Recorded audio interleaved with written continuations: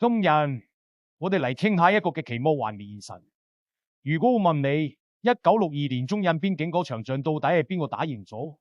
你肯定覺得我問句廢話，呢啲仲使問嘅？我哋嘅先輩連印度手都伸得你嘅方向都睇清晒啦。但係如果你去問一個印度嘅中學生，佢會理直氣壯咁話俾你知係印度戰勝咗中國。你冇聽錯，仗係喺戰場上打嘅，但衫褲人哋喺教科書入面重新寫過。呢件事有機之譜，印度中央邦8年級嘅範文教材入面明目張膽咁寫住眾所周知嘅呢一場戰爭，結果係印度戰勝中國。呢個可唔係我喺度帶風向，呢個係印度當地媒體自己踢爆嘅醜聞。可能有人會問，呢啲不過係個別地方嘅教材亂咁編啫，使唔使搞到我哋全網都咁勞氣啊？如果你係咁諗，咁你就太少睇呢套操作啦。呢個根本就唔係咩個別出版社嘅失誤，而係一個龐大而且係統運作嘅國家級洗腦工程。從1968年開始，印度中小學嘅課堂上，只要講到中印邊界衝突，用嘅敘事框架永遠只有3個核心詞：中國侵略、印度受害、英勇抵抗。足足60年，朋友們，印度足足3代人由細到大就係喺呢個被徹底篡改嘅呢點大方入面浸大嘅，連印度自己國家嘅教育學者都睇唔過眼。同我承認話，沙子上萬嘅人同喺謊言中成長，歷史教育面臨住嚴重危機。咁問題嚟啦，一個人如果由識字開始，第日被灌輸中國人係侵略者，等佢大個咗之後，見到中印邊境有任何風吹草動，佢嘅第一反應會係咩？絕對唔係反思自己國家嘅軍隊係咪有越線挑人，而係死心塌地咁認定中國又嚟欺負佢哋啦。所以話我哋好多網友特別反感印度，最根本嘅原因根本就唔係因為咩大國競爭嘅心態，我哋討厭嘅就係呢種喺戰場上打唔贏，轉頭就拎入課室去改寫歷史嘅流運邏輯。印度將教科書當成一重政治基礎設施，硬生生將成個國家10幾億人嘅情感開關，由一開始就死死扭落去對華敵意嗰一黨。呢種被流水線批量製造出嚟嘅仇恨，先至係最令人覺得可怕又可悲嘅地方。印度政府點解要將呢個放而死住60年唔放手？大家仔細諗下，呢背後係一盤極其精明嘅政治算計。而家印度執政力量背後有一個叫國民志願服務團嘅組織，呢班人帶住強烈嘅極右翼色彩，佢哋唔單止瘋狂改寫歷史教材，仲掟錢支持文藝界拍咗一大堆抗中神劇，將嗰啲亂咁編造嘅戰鬥情節包裝成真實嘅歷史搬上大銀幕。更誇張嘅係，佢哋仲公開鼓吹咩大印度理念，甚至將我哋嘅西藏都挖入佢哋嘅版圖。你諗下，由課室到戲院，由上到下全方位地，我哋進行係統性抹黑，老百姓嘅情緒點會唔被煽動起嚟啊？但係呢個仲未最攞命噶，呢種打輸咗唔反思，淨係識轉頭去改寫現實描述嘅思維模式，已經成為咗印度上個國家治理體系嘅絕症。我哋就攞翻恐呢件事嚟講下。2008年孟買發生恐怖襲擊，當地警察手入面竟然淨係攞住警棍，連防彈衣都冇。一聽到槍聲，直接就崩潰咗，眼見局面失控，印度嗱嗱聲呼叫佢哋最精銳嘅反恐部隊黑貓突擊隊。呢支部隊1984年成立，好歐美特戰裝備，聽落相當拋得嚇人啦，結果跟住發生嘅事講出去都冇人敢信。呢支精銳部隊遠喺佢之盲，買1000機公里嘅新德里，等佢哋火燒晚未咁趕到機場，發現跑到俾戰鬥機霸咗飛唔到，想協調運輸機啦。本市嘅內務部長竟然唔喺度，冇人簽字批唔落嚟，最後硬係靠隊長動用私人關係先搞到架飛機，白白嘥咗4個半鐘先起飛。落機到孟買之後更離譜，當地軍方根本冇安排車接應。200幾名全副武裝嘅特戰精英，扛住衝鋒槍企喺孟買街頭接民用巴士，好唔容易上咗車，又喺市區塞車塞咗個幾鐘，等去到酒店，因為冇建築構造圖，淨係可以靠一個圖出嚟嘅侍應喺紙上畫圖亂咁指揮。最荒誕嘅係，印度電視台竟然全程搞起咗現場直播。恐怖分子舒舒服服咁坐喺房入面睇住電視，將特種部隊嘅每一步戰術睇得清清楚楚，直接布下陷阱等住佢哋。呢場鬧劇足足搞咗60個鐘頭， 200名精鋭對付8個恐怖分子，最後搞到195人死，295人傷。面對呢種堪稱災難級別嘅指揮癱瘓同系統性崩盤，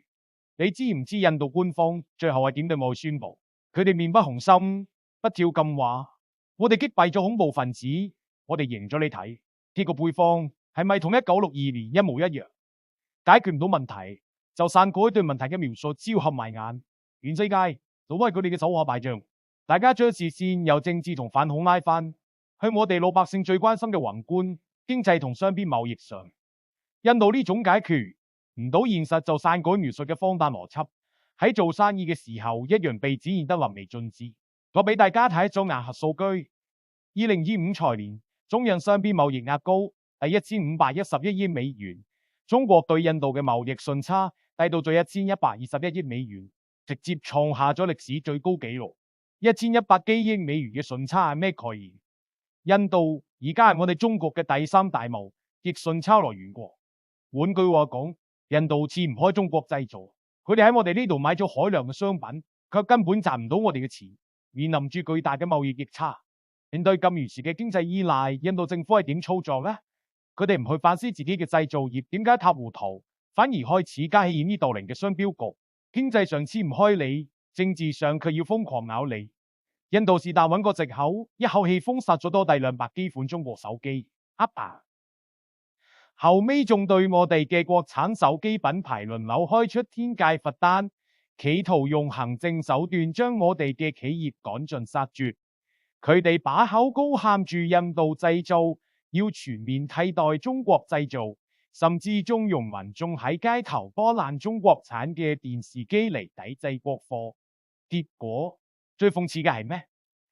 嗰啲係街頭大聲叫囂抵制中國貨嘅印度人，身上着嗰件 T 恤翻開個標籤一睇，清一色全部都係中國製造。印度政府甚至推出咗一紙檢測並移除中國軟件嘅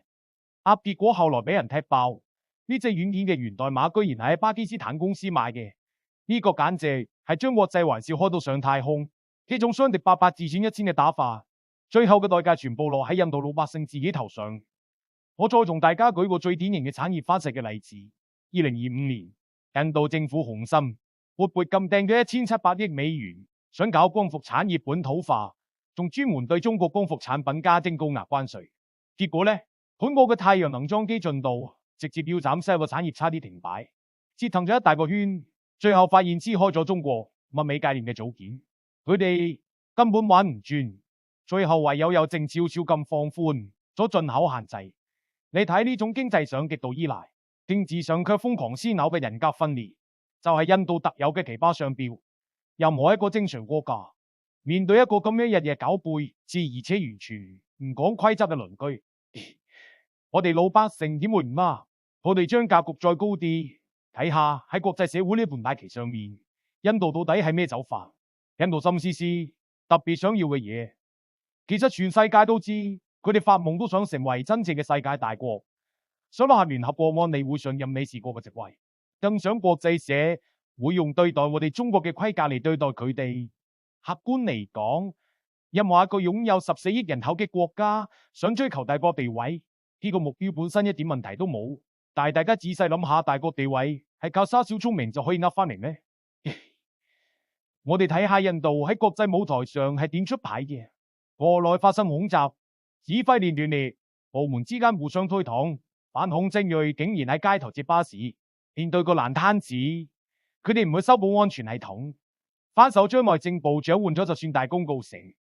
呢種操作直接令國際社會對佢哋嘅國家治理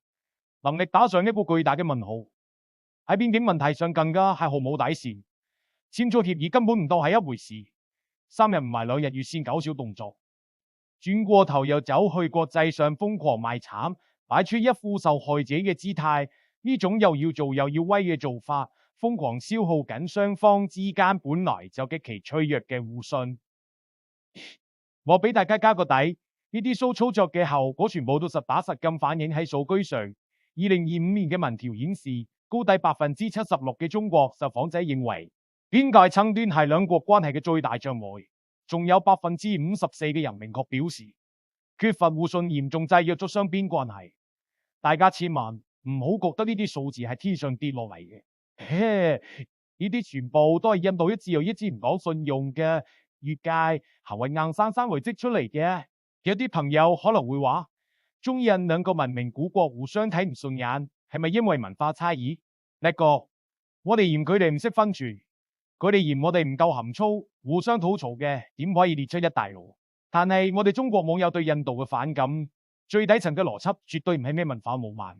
更加唔係種族歧視，而係極其反感佢哋嗰套唔講規則嘅流氓作風。歷史戰敗咗就係教科書入面編造生嚟呃自己嘅下一代。邊境簽咗協議，轉頭就撕毀搞條人，做生意按市場規矩嚟，佢哋卻一邊賺住順差，一邊封殺人家嘅。一個連最基本嘅規則都唔遵守，憑係識得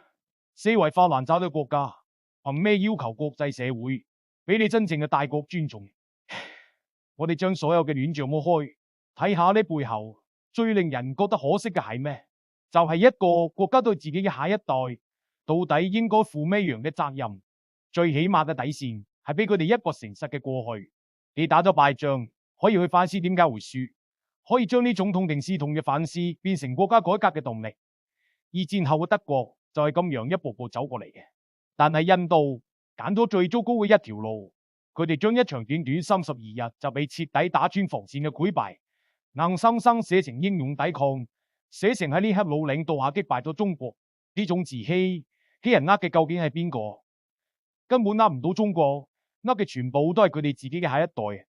大家仔細諗下，嗰啲2002年出世嘅印度細路，到而家已經廿幾歲啦。呢廿幾年入面，佢哋讀嘅每一本歷史書都喺度洗腦話中國係侵略者，睇嘅每一部戲都喺度吹噓印度大兵二小山都英勇無敵，聽到嘅每一次官方發言都喺度依住絕不退讓。當呢班人走到網上大言不慚咁嗌住14日就可以打到北京嘅時候，佢哋唔係講緊笑，亦都唔係講緊大話，佢哋係真心實意咁相信呢個就係事實。呢種被係統稱機器流水線生產出嚟嘅敵意，比任何天然嘅地緣競爭都要難打得多。地緣競爭你仲可以透過利益交換或者力量平衡嚟管控，但係面對基於真心信中國係侵略者嘅普通人，你根本冇得傾。你同佢話我哋喺邊境各自退一步簽過協議，佢反而覺得你係喺度有啲深入晒陰謀。當成個國家嘅民眾都被洗腦到呢個程度嘅時候，印度政府就算某一日想回頭，想講一句我哋好好同中國相處啦，喺政治上都已經絕無可能啦。